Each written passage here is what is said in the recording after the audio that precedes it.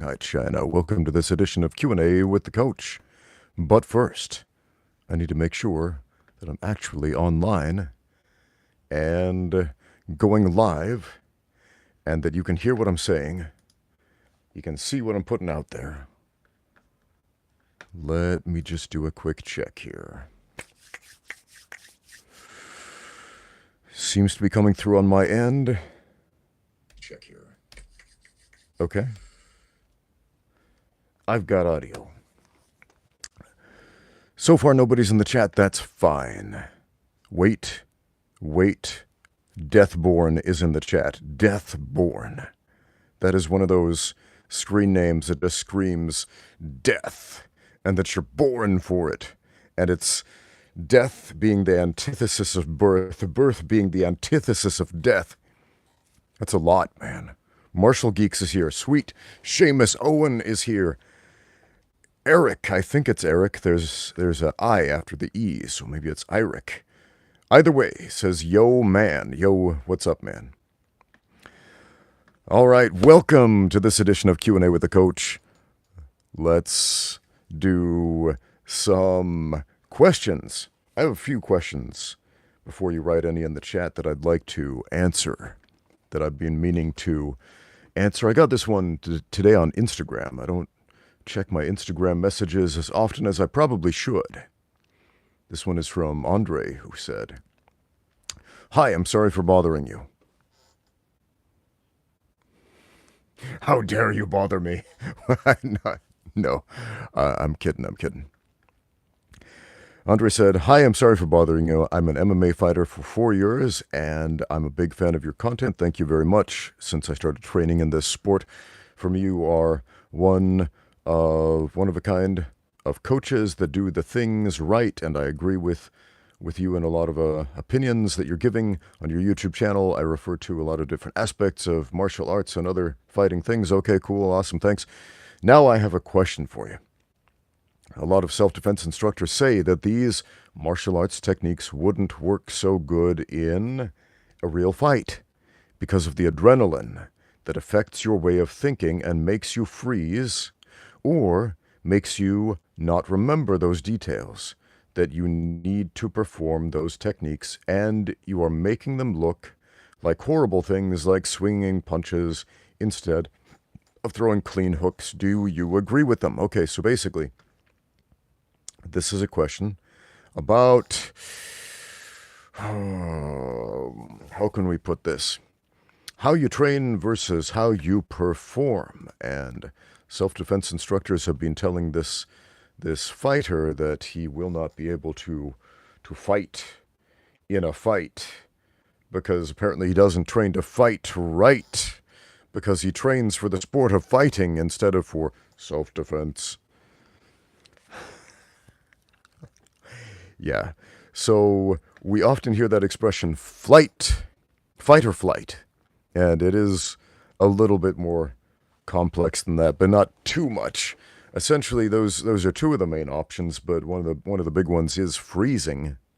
In fact, that's one of the biggest ones people do when they are confronted with danger, is they will freeze and not take any action. And that might seem a little bit counterintuitive to defending yourself, except it's a pretty good idea to freeze in the face of danger in a lot of instances. Take, for example, if a rattlesnake comes out and goes, starts waggling its rattly tail at you, it's a good idea not to make any sudden movement. So if you freeze, you don't move, the snake doesn't strike you. It gives you a moment to assess the situation. Often, in terms of real-world self-defense, and not just against snakes, freezing is actually a pretty good idea. But as far as fighting instincts, if you train to fight, if you're a professional fighter, for example, and you've been fighting actively for 4 years, as you said, you're gonna be fine. These self-defense dorks have never been in a fight in their life. Let's be honest about that.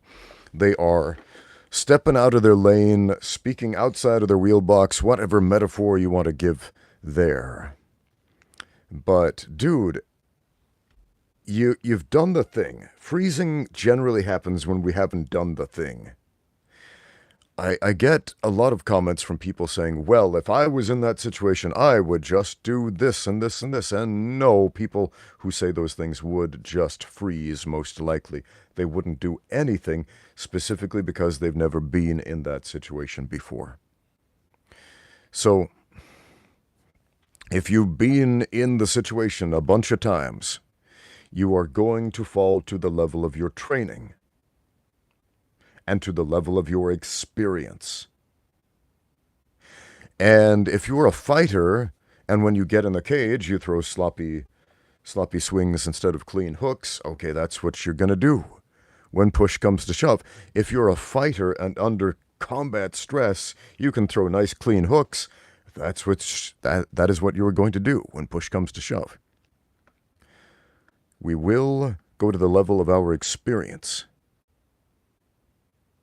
All right, we have a bunch of comments in the chat.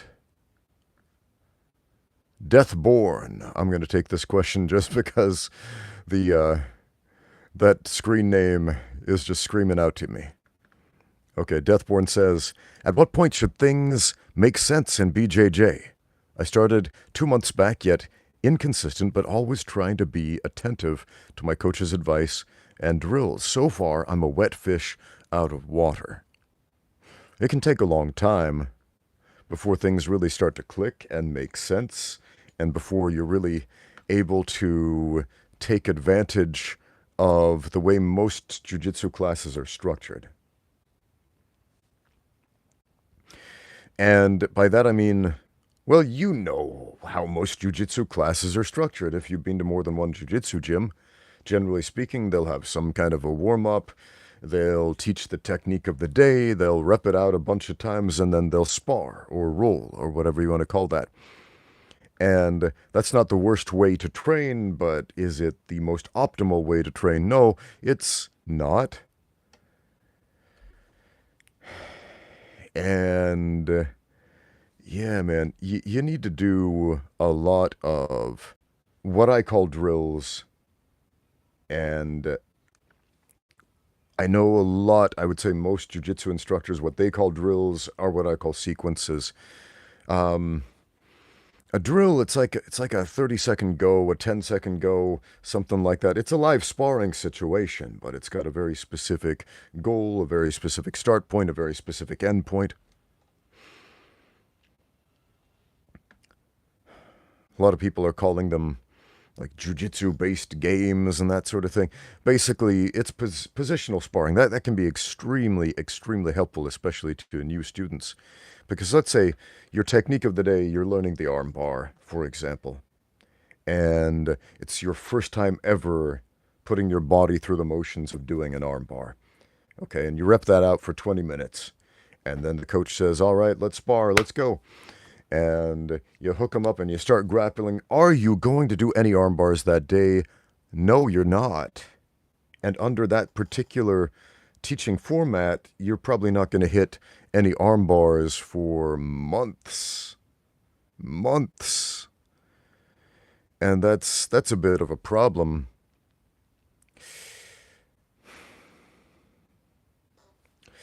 I've made a few videos about more effective teaching methods and the specific teaching method I'm hinting at, but yeah, it's going to take a while. Under the most common teaching method used in most jiu-jitsu academies, it's probably going to be a good 6 months before things really start to click and before you're really going to be able to make those moves of the day click in real-time sparring. And for a lot of people, it might even be a couple of years before things really start to click. Now, I've had students, quite a few students, because I use different methods, who've had enormous success fairly early on, specifically because we address the specific problems that those students are having, as opposed to the throw spaghetti at the wall and see what sticks technique. And hope there are a few phenomenal, talented students in the class. Okay, let's address some of these other questions because we're getting a lot of them.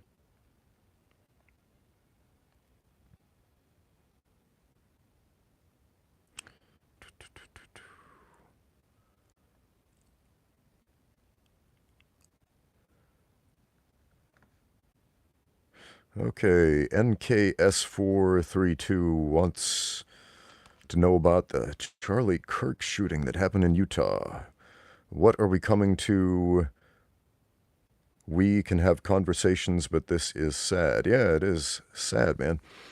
I I used to work at the university where that shooting took place. When it was still a community college, when it was Utah Valley State College. Now it's Utah Valley University. Um, so yeah, that was shocking to me to hear that a assassination happened at at this university I used to work at. Like I've been on that campus, I've been in that spot. So yeah, man, it's eerie. And of all places, Utah, um, one of the most conservative places on planet Earth. Yeah, that's alarming, man. That is alarming. So we can have conversations about that, and I don't know what the killer had in mind, what kind of dialogue he or she was hoping would come from this series of events. But it really just seems like an attempt to shut down dialogue when the idea is kill a man because you don't like his message.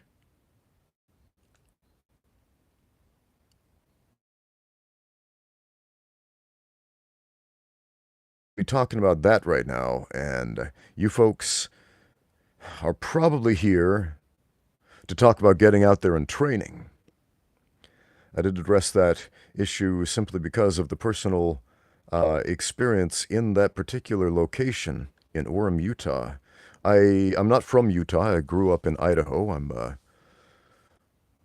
Yeah, but I went to college at Brigham Young University, and yeah, after graduating from college, I lived in Orem and I worked at Utah Valley State College, now UVU. Now it's so again, it's shocking to me to hear about shootings taking place there.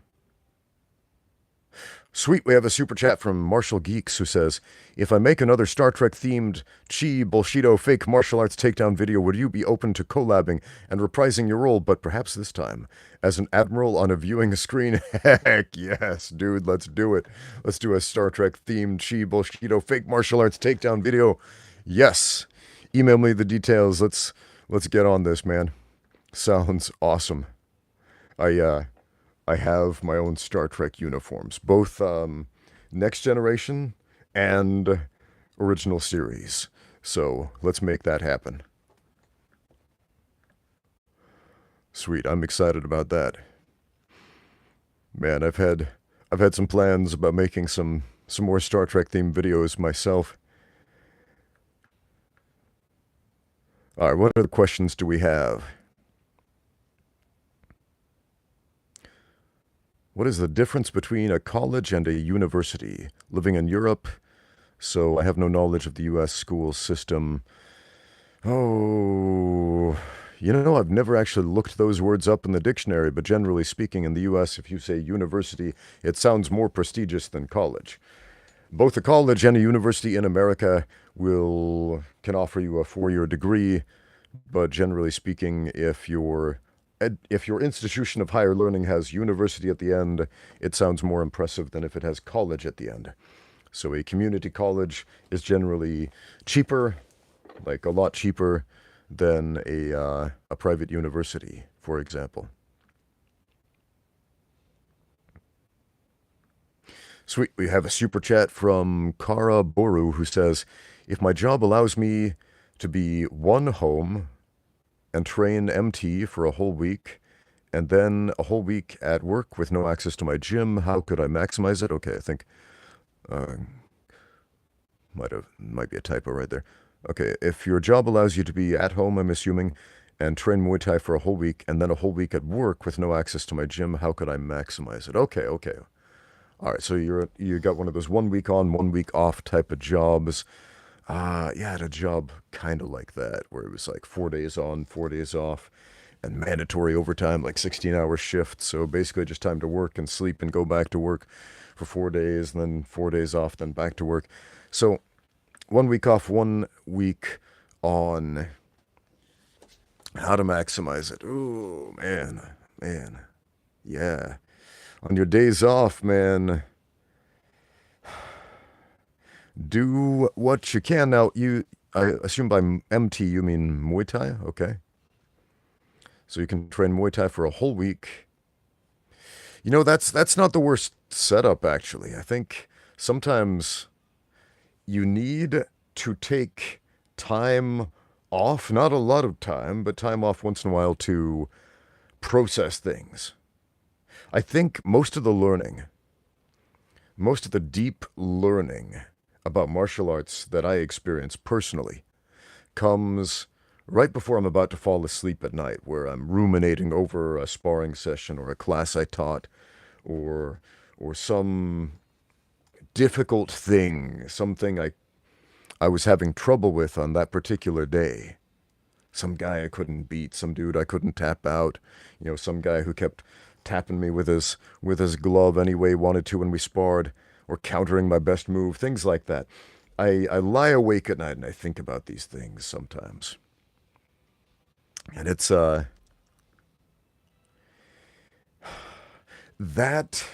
those moments, not actually at the gym, because you got to be at the gym, you got to do the work.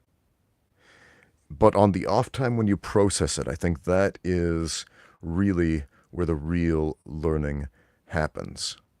So if you have one of those jobs where you have, I wouldn't necessarily say downtime, but if it's a job that allows you to think independently from the task at hand, then yeah, that could actually be kind of optimal in a way you might not realize. 1 week on, 1 week off.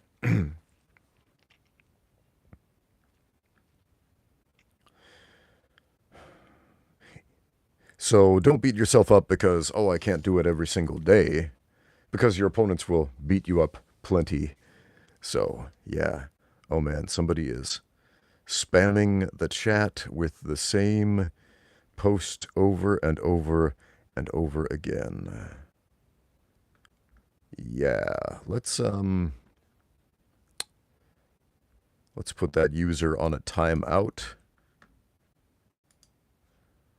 because I don't want to see spam. Thank you very much.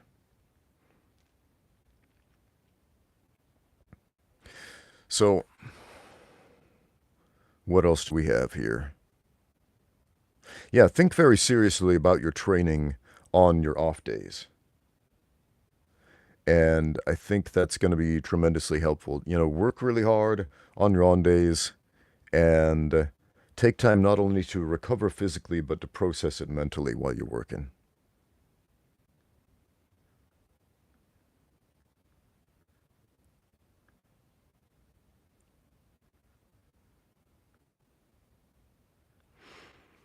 Yeah, how do you say this? Mr. Sen Kerr says, sometimes I get a burnout from training and I get sick or something. Then I'm out for a week or two, and when I come back, I'm better than ever. I've had similar experiences. Tony B wants to know why I'm based in China, because China is where I live. As opposed to being somewhere else in the world. Are there any advantages to being in China? Yes, there are many advantages to being in China.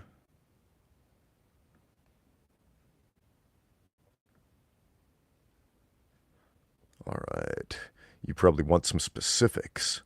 Well, if you want some specific answers, ask maybe some more specific questions. Let's see if we had more specific questions in this chat. I think we did.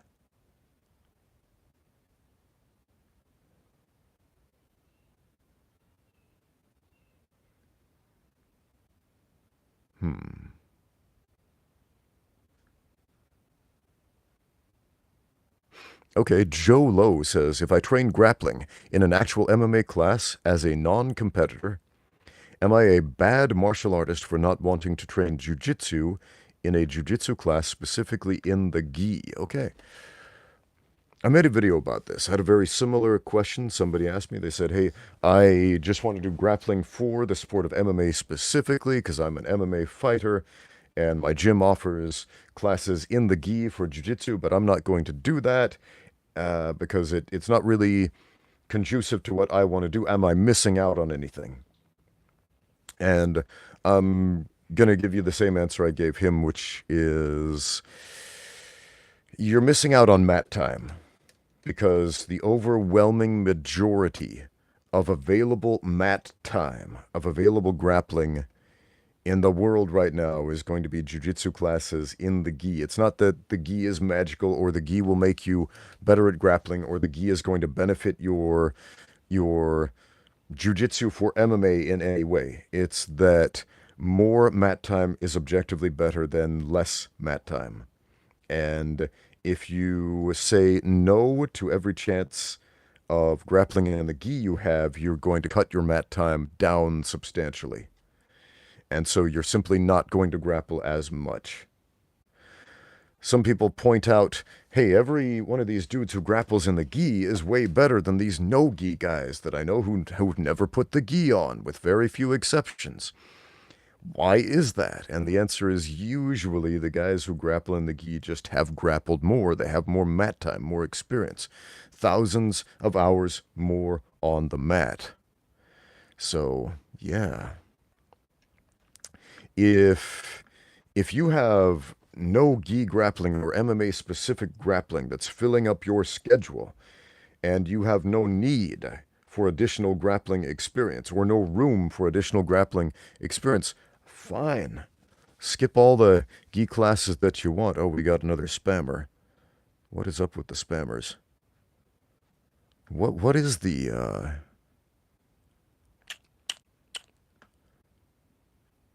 Let's just hide the spammers from the channel. Sorry, but you're gone. Anyway, what is the appeal of just writing the same thing over and over again in the chat?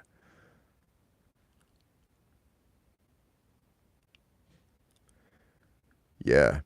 Anyway, what was I talking about? Yeah, so if your schedule is full with no gi grappling and you're doing like, oh, I don't know, 2-3 sessions of grappling a day and you don't have room to fit gi grappling, okay, cool, you're in a great spot. If you're just worried about the street cred of wearing the gi or getting promoted, because it's very difficult to get promoted if you don't put the gi on and go to some gi classes, because there's some elitism in jiu-jitsu where, yeah, man. There's some gatekeeping going on in the sport of jiu-jitsu, like all martial arts, where they give out belts and wear uniforms and that sort of thing. And if you don't wear the belt and wear the uniform, it's going to be hard to get a rank. And right now, that might not matter at all to you. Now, at some point, you might want to, say, teach or run a gym or something like that. And one of the first questions everybody is going to ask you is, are you a black belt? What's your belt rank? And that may have no bearing whatsoever with what you're doing as an MMA coach, but people will ask you that. They will judge you for it. And if you're not a black belt, they're going to be like, I'm going to go to this other gym because their coach is a black belt, even though that gym doesn't actually specialize in the sport of MMA, and they specialize specifically in, say, IBJJF Jiu-Jitsu competitions, which is an importantly different sport. But that'll happen, man. So the street cred, to an extent, matters as far as marketing goes. In the real world, though, in a cage fight, no, the belts won't fight for you. No, don't ever forget that. A belt doesn't fight for you. It is not a magic good luck charm that is going to shield your face from punches and kicks and block your hips from takedowns. It doesn't do that. You do or you don't. You do the work or you don't.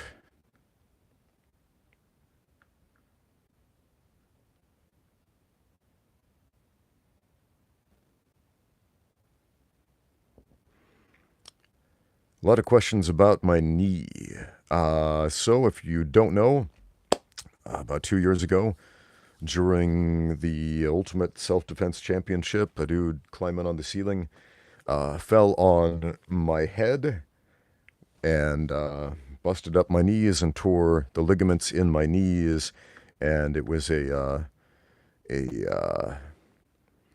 yeah, man, crippled my knees in a very bad way. I've been rehabbing my knees every day for the last 2 years, and my ligaments are still destroyed, and my cartilage is gone, and I'm suffering, what do you call that, osteoarthritis in both knees, and it's pretty rough. Some days it's pretty rough. Some days my knees give out on me. However, you probably want to hear something positive, so I'll tell you something positive. I hit an all-time deadlift PR the other day.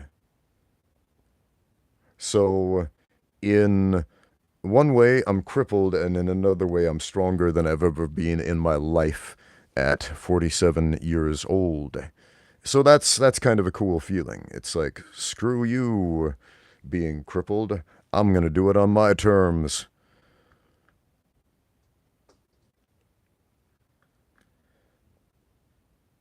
So, strength is super important for athletics, it's super important for longevity, and it is super important for rehabilitation. Rehab basically means get stronger. That's a fancy word for get stronger. RF Byte says, how do you keep yourself motivated for the rehab? I want to be able to walk more than I want to not be able to walk. I want to be able, look, my daughter, she sleeps in a bunk bed, and every night I tuck her in, and I want to be able to climb up that ladder up to the bunk bed so I can tuck her in and tell her a story and sing her a song and kiss her good night. And 2 years ago, I wasn't able to do that. 2 years ago, I wasn't able to walk around without crutches or walking sticks. When you go from a state of being highly athletic, of depending on your body being able to move and do stuff that the average person can't do, and then just have that being stripped away from you, and the only thing stopping you from getting it back is determination and hard work and persistence, then guess what I'm going to do? I'm going to put in the hard work and the persistence, and I'm going to get it done. Because again, if the only thing stopping me from walking again is me, then I'm going to get out of my own way and do it. I love being able to move too much to give that up.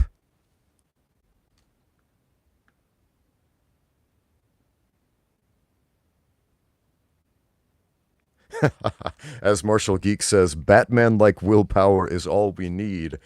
Yeah, man. Dude, comic books. I love comic books. I first started reading comic books. I was like 22, I think, 22 years old. My older brother and I'd never read a comic book. I didn't grow up around comic stores. I grew up in a small farming town in Idaho. We didn't have anything like that. So I was in college. My older brother, he'd graduated college. We went to watch a movie together. We watched the movie Unbreakable. And that movie has some comic book themes, superhero type of themes. And after the movie, we both looked at each other and we realized we'd never read a comic book. Neither of us. We've never read a comic book in our lives. And my brother said, do you want to go to the comic book store? And I said, yes.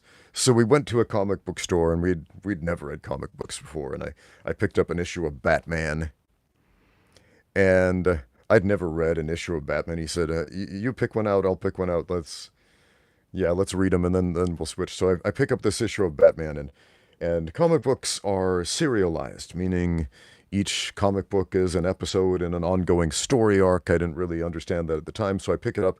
I'm like in the middle of a Batman story arc, and it's about Deathstroke. I didn't know who Deathstroke was at the time, and Batman's only in like 1/4 of the panels, and he's Bruce Wayne half the time, and I'm like, Yeah, I'm not really following the story. I seem to be missing like 6 books in this series so far. But so I didn't get a whole lot out of my first comic book experience. So my brother and I, we go back to the comic book store and we buy some more comic books, and then we get some more, and we get some more, and then we start following these stories, and we both get like really invested in comic books until we both became bona fide comic book nerds. But one thing, the reason I'm telling this is when Martial Geek said, all you have to do is develop that Batman type resolve, is that there is a lot of power in thinking about a character archetype, like say Batman, he has no metahuman powers, he has no physical superpowers, but what he does have is a deep determination. What he does have is great courage to overcome fears. What he does have is some of you are probably screaming, money, he's super rich. Yes, he has that, but if you look at the character, strip away everything, strip away his bat suit and his gadgets and his money, and deep down, Batman has something in his soul which is something that we can and should emulate, and that's what makes the character really cool.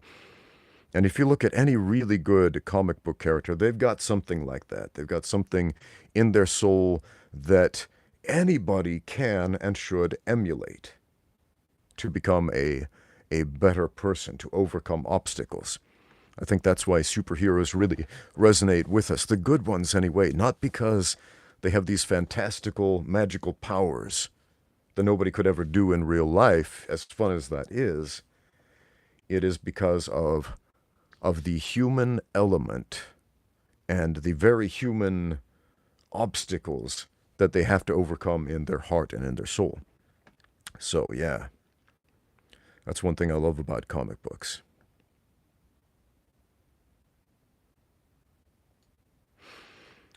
All right, guys, what else do you have?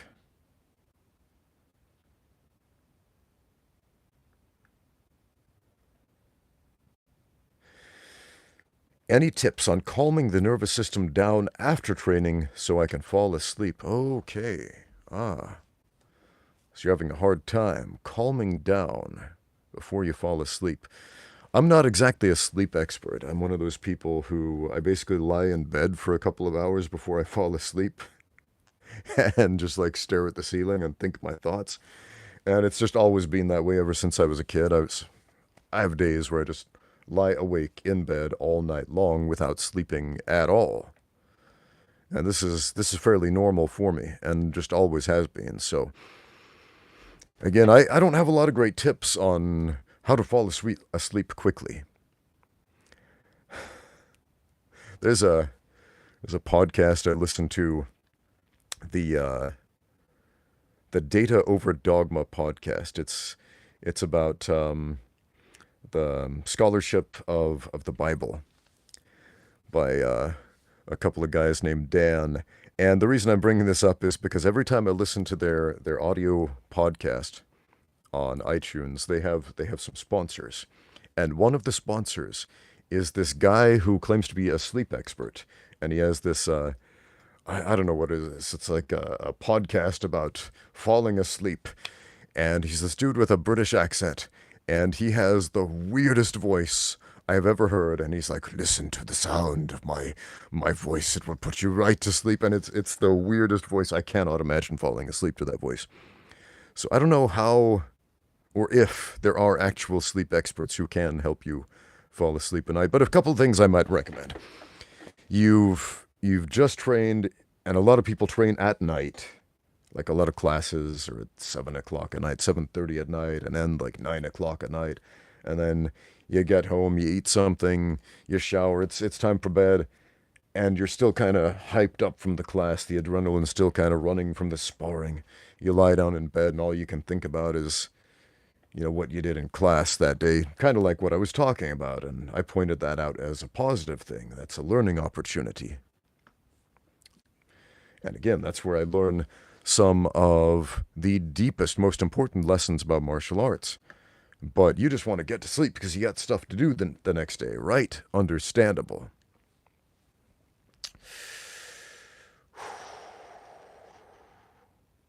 Let me ask you this. Does it help to think about what you did at the gym?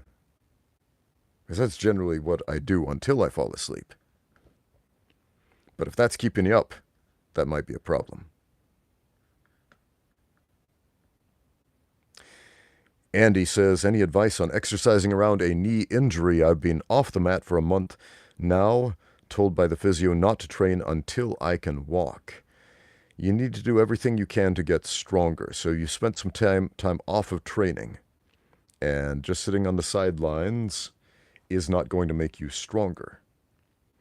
Now, getting off the mat will prevent somebody from wrenching on your knee or falling on your knee or collapsing their body weight onto your knee, etc., to exacerbate the knee injury that you currently have.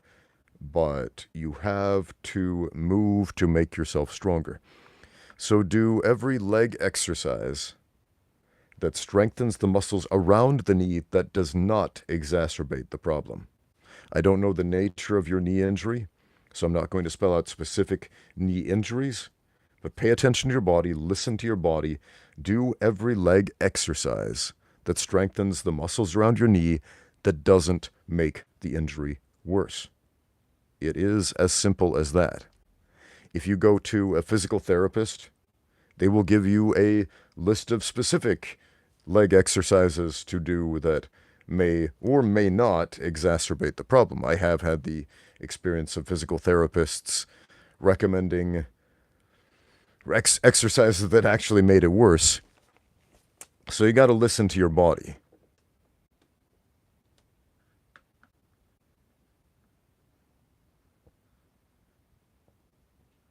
Deep Blue Biologist has some sleeping advice. He says, we have a sauna at the gym and it helps to relax, and I fall asleep very fast at home. That's cool. I do actually enjoy saunas. Unfortunately, I don't have regular access to one. So that is something, if you do have access to one, that can help. Sure. For sure.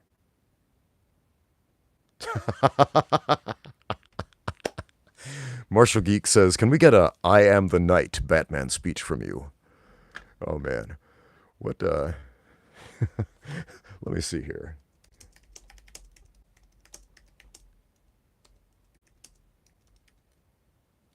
What is the full line when Batman says, I am the knight?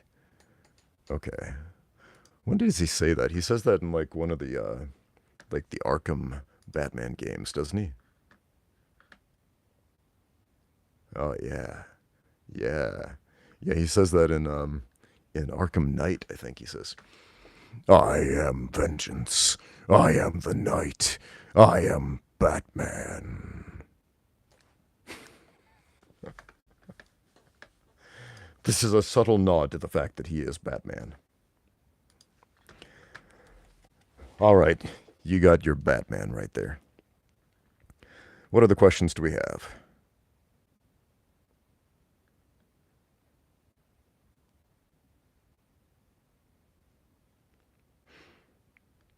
Okay, I'm going to go back to my list of questions here.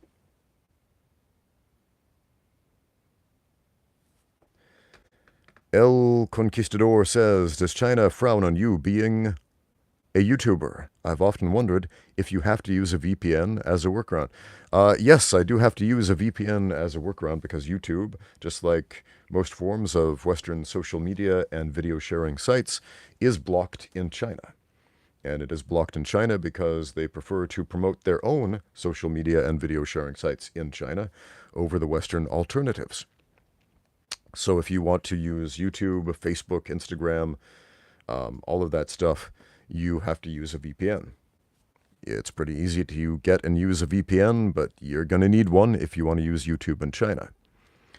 Does China frown on me being a YouTuber? I've never noticed a collective frown from the people, the country, the land, etc., just frowning at me.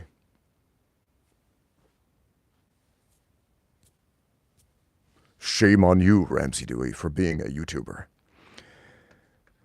What other questions do we have? Oh, here's another question about China from Guy Brush 3P Wood 333. There's quite the scream name there. I have a question. Why do you wake up every day and choose to teach MMA to our strategic enemies in communist China? Is it that you hate the American people? Or do you just like communism more than freedom? Wow. Wow. Wow. Why do I wake up every day and choose to teach MMA to our strategic enemies in communist China? Is it that you hate the American people? Or do you just like communism more than freedom? Woo! Wow. I don't even know what to say to that, man. Are there any real questions out there? Are there any real questions? Oh boy.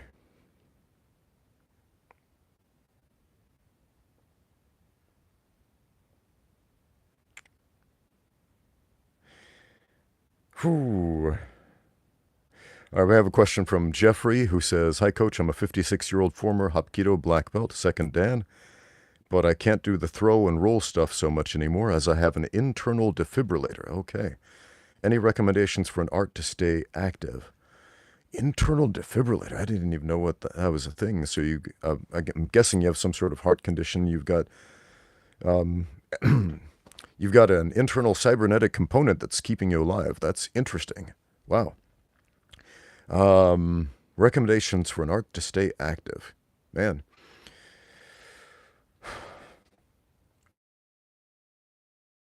Whether you have an internal cybernetic component keeping you alive, like Iron Man keeping his heart beating with his arc reactor, like our friend Jeffrey here, or not. Yeah, he's had open heart surgery, shocks the heart when he goes into arrest. Okay, cool, cool. Not cool that you have to go through that, but cool that you are still with us and you're still wanting to get out there and train. Awesome. A few simple rules for fitness. Number one, do something. Okay, do something. Second rule, do something that is effective. Rule number three, do something that is effective that you actually like to do, so you'll keep doing it. So you have a lot of options as far as martial arts goes, because martial arts can be a lot of things. So, yeah, wow. Jeffrey says, it isn't fun, but I do know what it felt like to be punched by Bruce Lee when it goes off. Okay, wow, yeah. So it's like getting punched straight in the heart when that thing goes off. Wow. Yeah, not an enviable situation, but dude, that's that's a level of mental toughness right there to go through a trial like that. Awesome. So do something. Martial arts presents a lot of options of things we can do and a lot of things that are martial arts.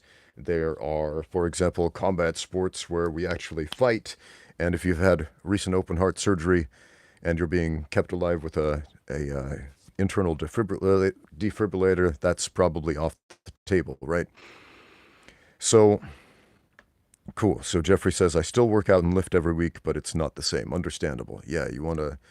there's something about martial arts, any aspect of martial arts, whether it's the competition, combat sports, or just getting together with a group of like-minded people, putting on a uniform and doing some forms, there's something about the community of that event that I think is not just fun or interesting or attractive, but it's actually important.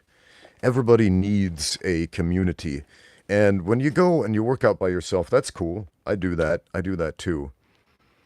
But we are communal creatures, and we do need communal validation in our martial arts endeavors. And there are a lot of ways to do that. I don't know what's available in your area. So you've got Hapkido experience, but the rolling and the throwing, basically the grappling elements, are not copacetic with your current routine. I My first experience with martial arts was Taekwondo, and a lot of the Taekwondo dojons that I went to also offered Hapkido instruction. I didn't go down the Hapkido path, but I have seen it, and there did seem to be a lot of crossover between Taekwondo and Hapkido, aside from the grappling elements of Hapkido. So, have you tried Taekwondo? Have you tried other Korean martial arts? Because there is some crossover. You might feel right at home in another Korean martial art that doesn't involve the grappling that is exacerbating your situation. So take that into consideration. A lot of people throw out Tai Chi dismissively to people when they say, "Yeah, I've had injuries, or I'm old, or I've had a surgery, or something like that. I want to be involved in martial arts. What should I do?" And people just start screaming, "Do Tai Chi!" And what they mean by that is do Taolu, do forms, do Qigong, do the deep breathing exercises, do Zhuanzhong, do the standing meditation. Taijiquan, on the other hand, if we're using that word correctly, is an actual martial art. That's actual combative movements and fighting. But not a whole lot of people seem to do that anymore.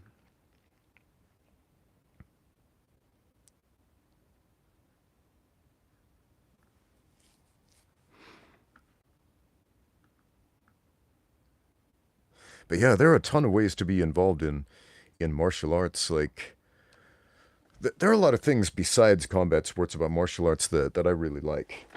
Like as far as forms go, I really like interpreting forms, and I like getting together with people who like to interpret forms and do bunkai of various karate forms and so on. That's cool. That's fun. That's a personal hobby of mine.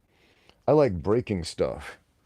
I like breaking boards and hold on a second. What do I have here?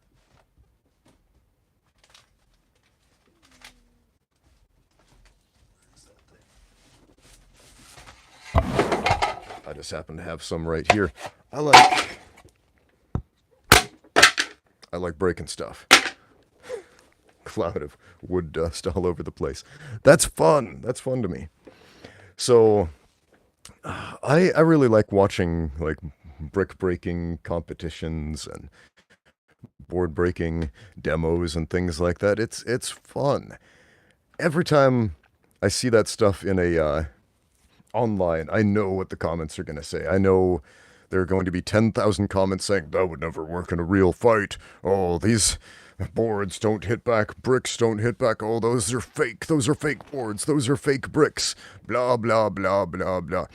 Basically, what they're saying is, I hate fun. Look at me, everybody. I hate fun. Yeah. Live board breakage cinema.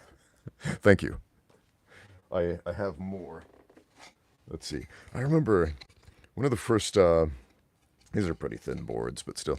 One of the first board breaking demos I did for a Taekwondo class. We were doing this public demo, and we all broke some boards. And then one of the instructors came up, and he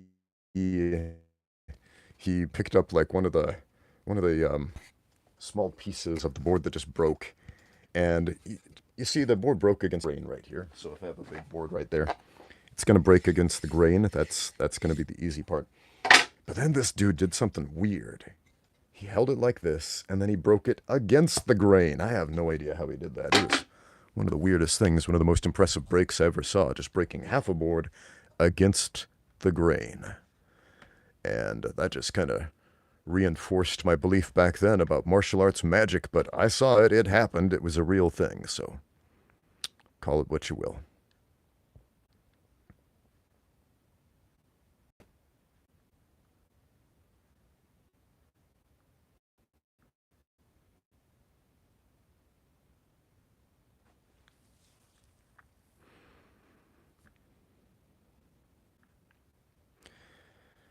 Steamed Sam says, is it even impressive to break boards when they're spaced apart?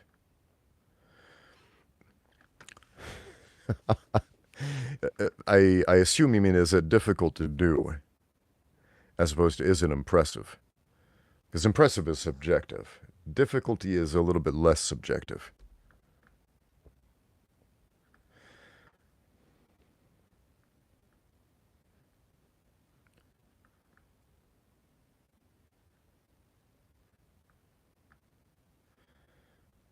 Did I watch Dricus Duplessis versus Kamzat? I haven't seen it yet. I've been trying to catch up on back episodes of UFC lately, and I haven't got up to that one yet. So can't really give you any input on that. You probably want to hear it.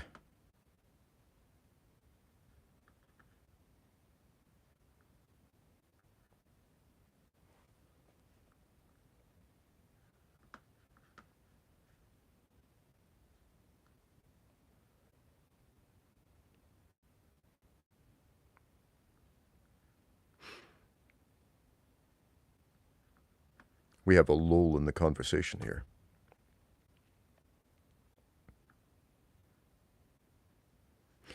So, let's go back to some of these other questions that people have sent in over the last 2 months. It's been like 2 months since I made a video. Did you guys miss me? You're probably wondering, why has it been like 2 months since Ramsey Dewey has made a video? That is an excellent question. But since nobody asked it except me, I won't answer it. Here's a question from Zeph Focus, who says, Ramsey, genuine question here. Yes, Muay Thai, boxing, BJJ, wrestling are all effective, but do you agree if I say that they are overrated? I have seen UFC fighters get knocked down with groin shots, groin kicks. So the untrained person actually has much higher chances of beating trained guys because they can rely on groin shots, groin kicks. Do you agree? Let me see if I understand this question correctly. So he's seen MMA events where people take groin shots and then they react to the groin shot, and then they go take their 5-minute break. Because if you get fouled in an MMA fight, you get a 5-minute break. And why wouldn't you if you just got fouled? So he's basically saying, yeah, these guys are a bunch of wimps. They crumple over when they get kicked in the groin. Therefore, somebody who's never trained in their lives could beat UFC fighters by kicking them in the groin. Do I agree? No. No. If you don't know what you're doing and you're fighting a UFC fighter, anybody who's made it all the way to the UFC, you get murked, dude. If you don't know anything about combat except it hurts to get kicked in the groin, you are the one who is going to get kicked in the groin. Here's why groin kicks happen in the UFC most of the time, and most of the time it is not an accident. Most of the time it is what is called a professional foul. It looks accidental. It's played up like an accident. Of course, the offender will always throw their arms up and act like they're very, very sorry and look at the ref like, oh, I didn't mean it. But look, the groin kicks, the eye pokes, most of the time that is a professional foul. It is done deliberately, and it is done for the specific reason, one, the offender needs a break, and he needs his opponent hurt and distracted. And so if you can make an eye poke or a groin kick look like an accident, make it look incidental, you'll get away with it. You will get a warning from the referee, hey, don't do that again. And you'll be like, yes, sir, it was an accident. I'll watch my behavior from now on. Promise. Can you imagine if that rule applied to any other sport? Any other sport. Let's say you like basketball, and there's a bye rule that says if you accidentally kick one of the members of the other team in the groin, then both teams get a 5-minute break.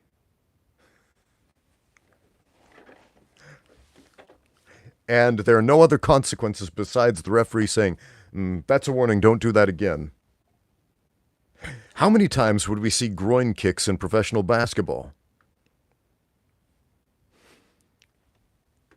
It would happen, that's for sure. If you could do, say, a wrestling match or a jiu-jitsu match, and there was a rule that said if you accidentally punch the other dude in the face, you just get a warning, and that's it. A warning and a 5-minute break. Do you know how many accidental punches to the face there would be in the sport of jiu-jitsu and the sport of wrestling? It would happen every match. There would be a strategic sucker punch happening every match. So you could demoralize and injure the other guy and get a 5-minute break. And after the break, you come back stronger and in better shape than the other guy. It's a professional foul. Tips for kickboxers starting to grapple to transition to MMA. Yeah. That was basically what I did. I was professional kickboxing was my first professional sport, and I transitioned to MMA, and I found grappling was very foreign because I had no experience with it.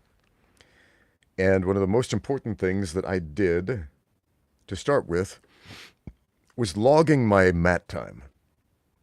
I kept a notebook, and any time I did any live grappling at all, it had to be live grappling. It had to be a live go, a live sparring session, not just training time. I would write down exactly how much mat time it was. And I made the goal to get 100 hours of mat time in the next 3 months.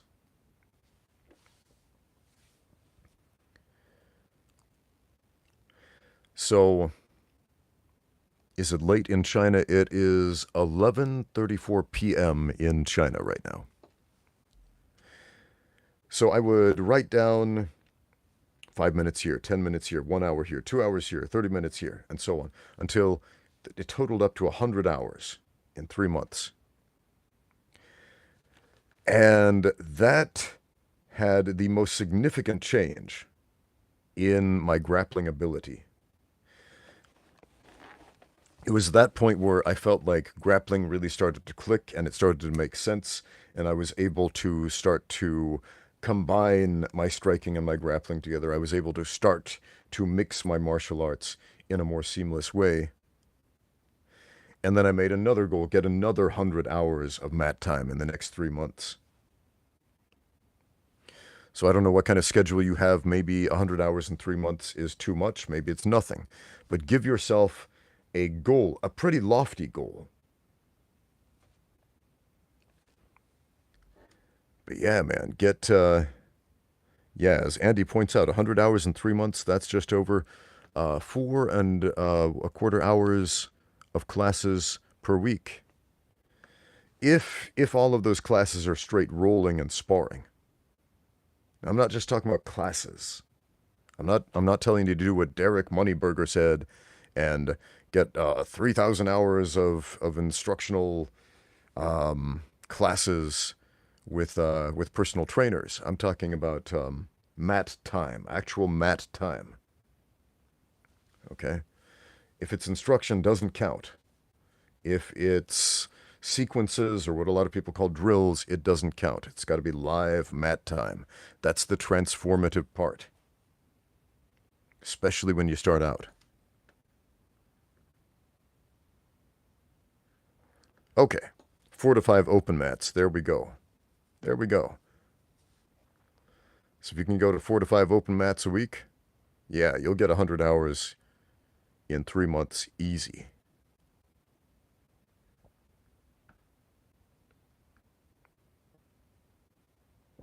Do I count warm-ups as mat time? No. Like I said, mat time, when I say that, I mean live mat time, meaning you are actually sparring against another human being. You're competing against another human being.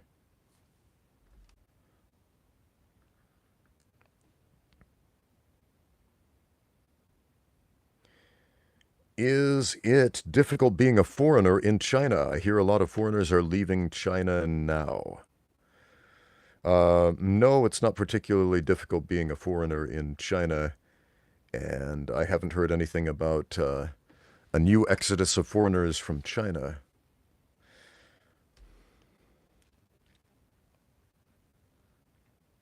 So I don't know what that's all about. David Hill says, "Hey coach, I hope you're doing well. Do you have any lesser known drills for leveling up footwork for striking?" Probably. I made quite a few videos about footwork for striking, but footwork is relative to individual techniques. Footwork is not a general concept. Footwork means where you place your feet, how you move your feet, relative to a specific technique. So a falling step on a jab is a specific type of footwork. A trigger step on a straight right is a specific type of footwork, which is importantly different from a falling step for a jab.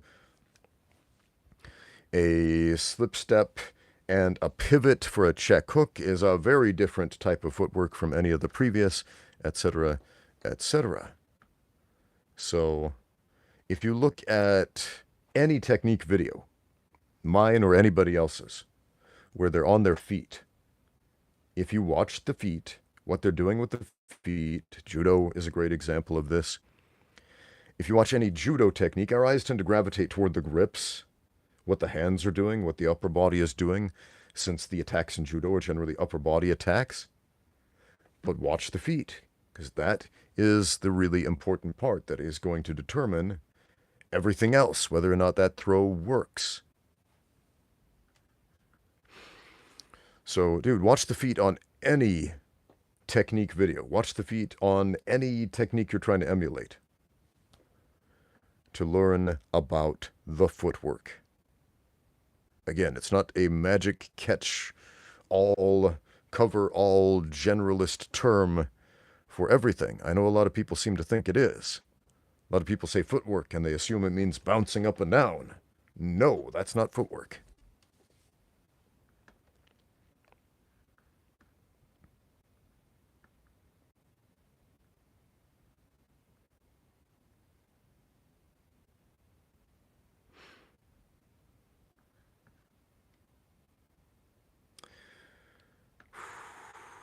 JC says, are specialists coming back in MMA? For example, Khamzat, Khabib, Pereira.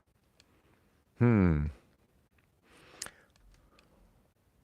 these guys specialists, or are they just better at a specific skill than other people that they are fighting? And you might wonder, what's the difference? These are all expert mixed martial artists. Khabib, for example, he's well known for his wrestling, his grappling, his control, his submissions. He's not as well known for his striking. However, if you watch his fight with Conor McGregor, for example, and you watch it objectively, right, without biases of which fighter you like more, take the personalities out of the equation. Watch how Khabib was able to outstrike Conor McGregor, who was regarded as the best striker in the UFC at the time, in many occasions. Many of the striking exchanges, Khabib won. But he doesn't get the credit for being a great striker because he's not striking poses. He's not striking the crisp, clean karate poses that you like, that you see in the movies, that you've been trained to accept. Because you think he looks sloppy, in spite of the fact that he's dinging Conor on the chin, on the button, evading the strikes of the best striker in the division, and doing some serious work as far as striking goes. These guys are mixed martial artists. They can strike, they can grapple, and the reason you tend to think of them as specialists or one-dimensional fighters, which I think you're hinting toward when you said, is the UFC going in the direction of the specialist or going back to specialists? Back to? You mean back to the era of one-dimensional fighters? No, not at all.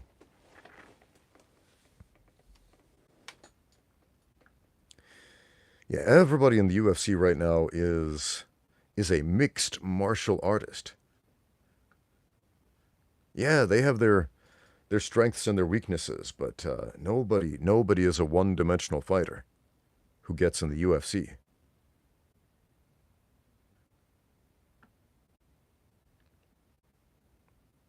Yeah, Grind to Shine says, how did um, Magomed Ankalaev, a wrestler, outstrike Poatan, a multiple-time Glory kickboxing champion? Yeah, man. MMA is an importantly different sport than kickboxing. Yeah, the strategies to outstrike someone in mixed martial arts, very different than the strategies to outstrike someone in kickboxing. Specifically because you can grapple, and the threat of grappling is huge. And if you're a better wrestler than the other guy, and a halfway decent striker, which everybody in the UFC is, everybody in the UFC is a halfway decent striker at least, and you have these extra tools the other guy doesn't have, specifically, you're a way better wrestler. You can threaten that guy at any moment with the takedown. And so he is not in a state where he is able to control the striking game the way he would in a kickboxing ring. If you are constantly afraid of being taken down, you are constantly being afraid of ending up in a clinch, on the wrong side of a clinch, where you're going to be slammed on your head, suplexed, pushed up against the fence, thrown onto your back and pinned there, you're going to be kickboxing. You're going to be striking way, way differently than you would in a kickboxing match. You're going to be on the defensive.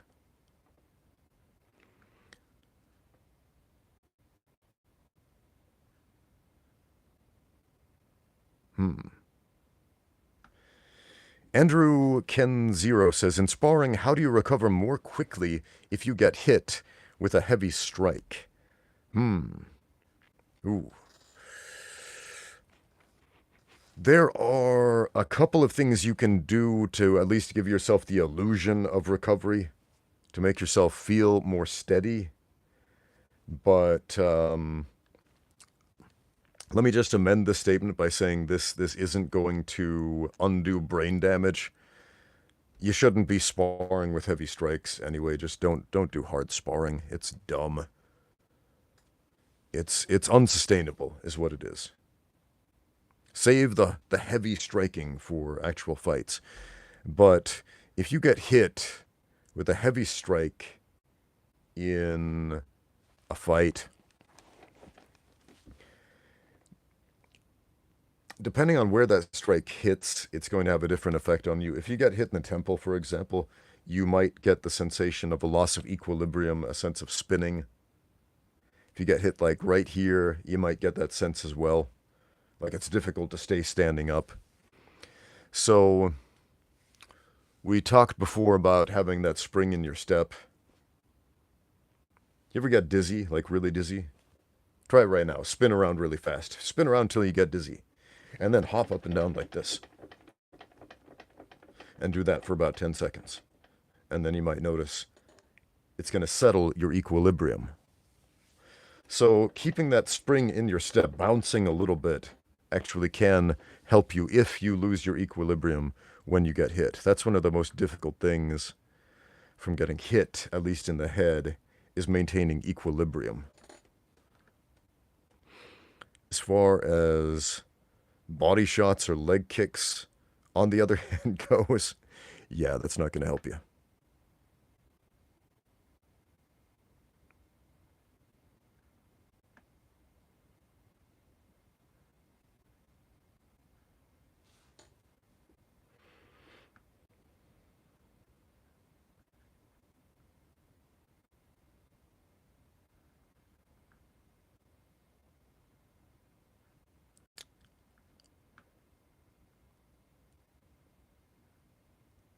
Do I have any advice for a first kickboxing fight? Sure.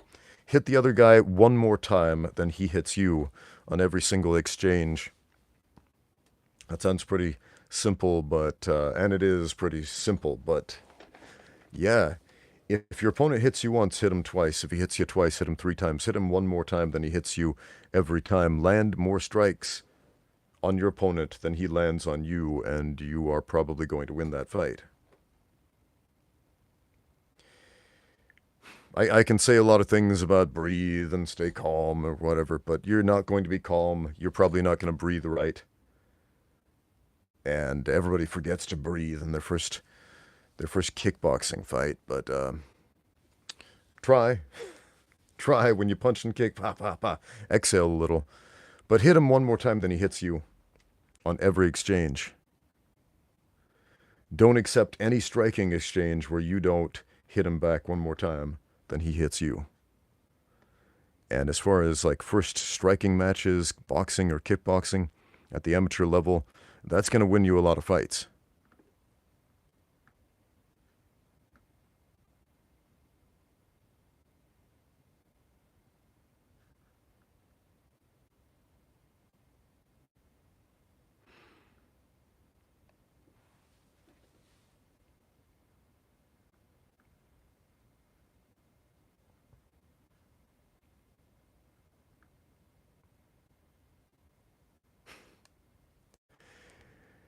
Let's see, Forrest Tekken Video says, I've been binging on Steven Seagal's 90s movies. Do you like Steven Seagal? I think he's better than his reputation. He's obviously a great fighter and entertaining actor. You know, I have a confession to make. I have never actually watched a Steven Seagal movie. Yeah, man, I was a teenager in the era where Steven Seagal was really popular. And I watched a lot of other martial arts movies that came out in that era. Like, I saw most of Jean-Claude Van Damme's movies. You know, I saw movies from Benny the Jet. I saw Wilson's movies, Blood Fist and all that. But I never saw any Steven Seagal movies. Huh. So, yeah. Have I seen Jackie Chan's movies? Of course I've seen Jackie Chan's movies. Can you be alive on this planet and have not seen at least one Jackie Chan movie in your life? I don't know, man. Jackie Chan is everywhere. When I first moved here to China, Jackie Chan was everywhere, at least his face was everywhere, advertising everything. He was a spokesman for like half the products that were being sold in China at the time. Like you go to the grocery store to buy food, and Jackie Chan is selling you dumplings and powdered milk and lotion and shampoo and the Foreman grill, you know, the George Foreman grill over here in China, it was called the Jackie Chan grill. Same exact thing, but being endorsed by Jackie Chan.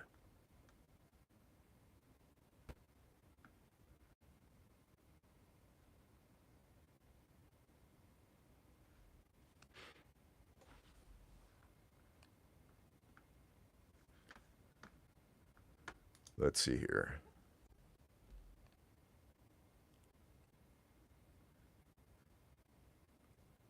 What other questions do we have? What are my thoughts on Vovinam? Says Cedric, or Cedric. My thoughts on Vovinam. That's a weird martial art. It's a fairly contemporary martial art in spite of the propaganda telling you that it is this ancient national martial art of Vietnam.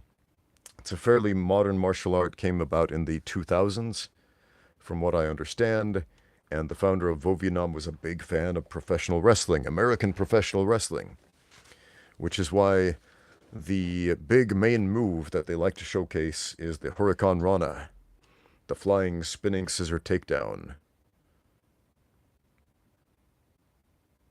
So if you watch any Vovinam demonstration, they're going to throw the Huracan Rana in there a few times.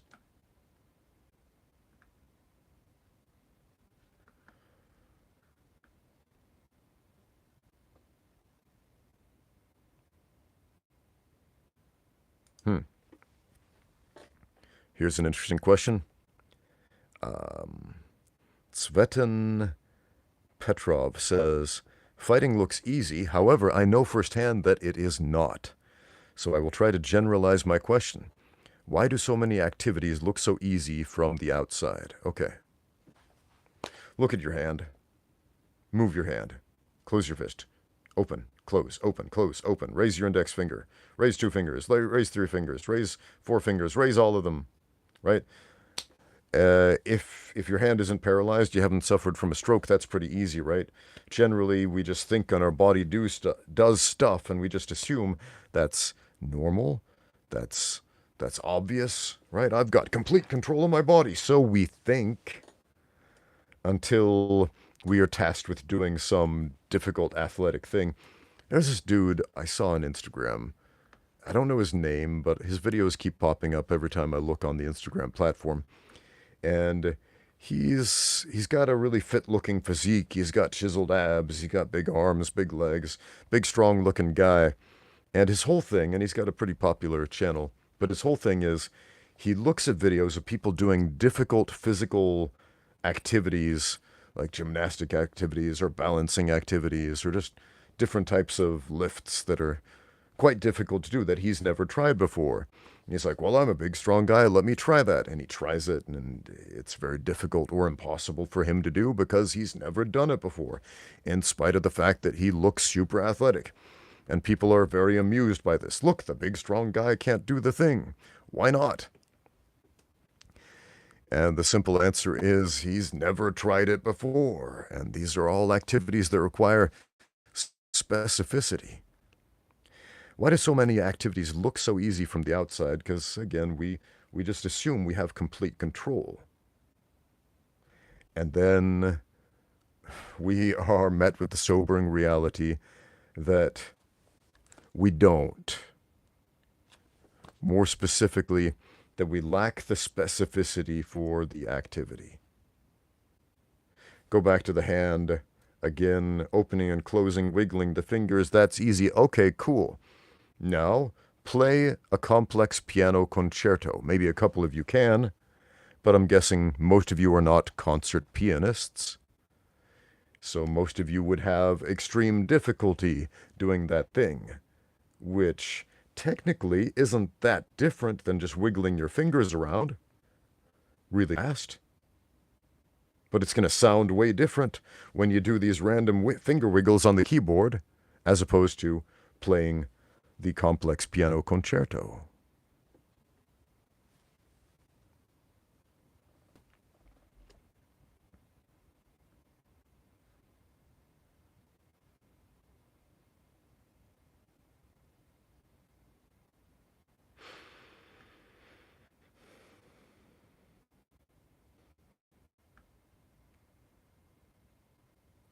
David Hill says, tips for building aggression. In all of my fights and wrestling matches, I've noticed that I am consistently on the back foot in the first round, but come back in rounds 2 and 3. Okay. To build up aggression, and I think you need it to build up a will to win. Not a want to win, but a will to win. Right? Everybody wants to win. In theory, we want to walk away with our hand raised at the end. We want the prize. We want to be number one. We want that, but we lack the will for it. So, in the first round, this happens to a lot of guys and across combat sports. We often have a slow start. It doesn't quite go our way. We take a couple of licks, and then our brain and our body start to get the message, oh, we have to compete. I wasn't ready. Can I get a mulligan? It's round 3, and now I'm ready to perform, but I'm tired and I'm beaten. And that's no good. You've got to have the will to win from the beginning, the will to compete. Because winning does not come without the willingness to compete. So, a lot of that comes with visualization.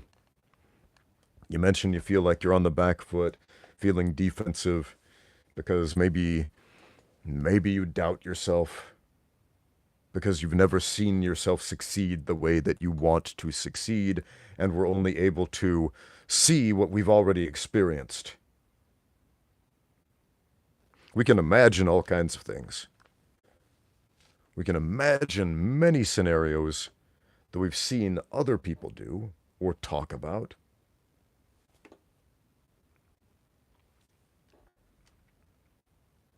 But you have to be able to see yourself being the sort of competitor who has a will to win.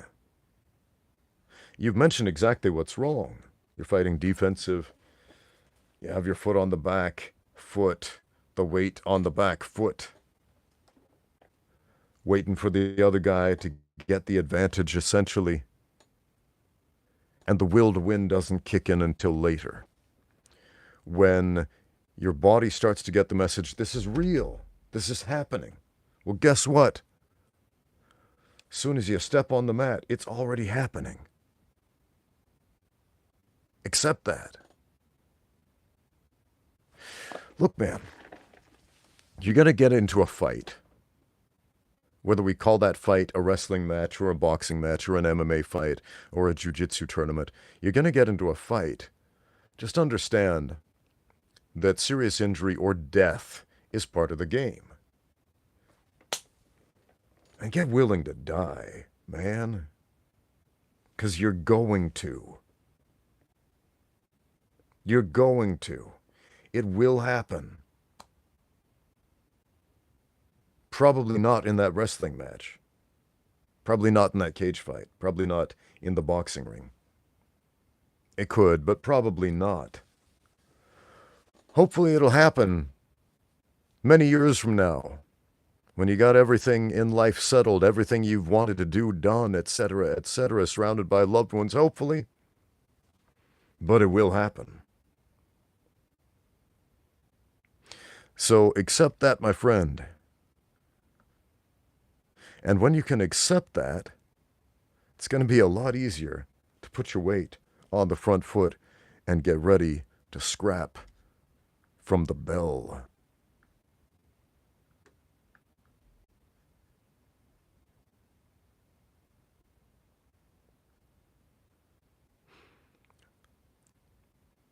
All right, guys, I'm going to hang it up and head out. Thank you to all of you who have joined the chat today.